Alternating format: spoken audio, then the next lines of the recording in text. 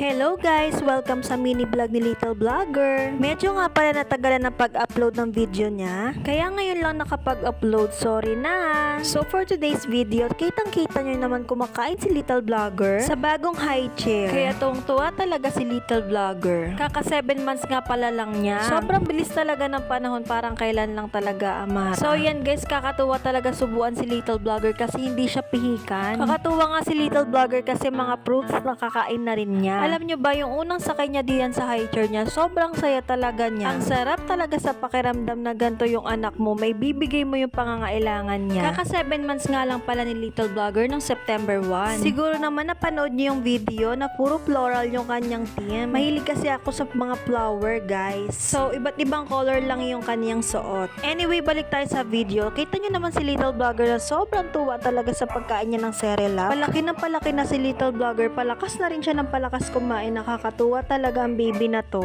Share ko lang pala guys, may bagong YouTube channel si Little Vlogger ha, ilalagay ko ang link dyan sa ilalim. Pa-subscribe na lang ng YouTube channel niya ha, para mas updated kayo sa mga video. Ito nga pala, habang sinusubuan ko si Little Vlogger, nakakatuwa talaga yung itsura niya kasi nagpapakute talaga siya sa akin. Salamat pala guys sa lahat ng sumusuporta kay Little Vlogger ha, mula nung baby pa siya hanggang ngayon. Sana sa simple pa video ko sa kanya ay natutulungan matanggal yung stress mo. Konting panahon na lang nako, 1-year-old ka na anak. Sobrang bilis talaga ng panahon kaya dapat i-cherish yung moment. Kaya ako mas pinili kong alagaan siya kaysa sa trabaho. Kasi ika nga nila, ang trabaho andyan lang yan. Pero yung moment na kasama mo siya, minsan lang yan guys. Minsan lang kasi talaga maging bata. Yung trabaho mababalikan yan guys. Pero yung moment na kasama mo siya, simpleng tawanan, nakakawala ng pagod, minsan lang yan guys. Kaya saludo rin ako sa mga mami na katulad ko na mas pinili ang anak kesa sa work. Mula nung naging mami ako, napatunayan ko talagang mahirap maging nanay pero masarap. Kaya napapasalamat din ako sa mami ko kung gaano niya ako inalagaan at minahal hanggang ngayon. Lahat ng pagmamahal at pag-aalaga na tulad ng pag-aalaga mo sa akin mami, paparanas ko sa iyong apo. Guys, nagdrama na ako dito, humaba na to ng humaba. Anyway, kumakain pa rin si baby Amara hanggang ngayon. Napasarap talaga ang baby ko kumain. O siya, hanggang dito na lang guys ha. Pa-support kay Little Vlogger.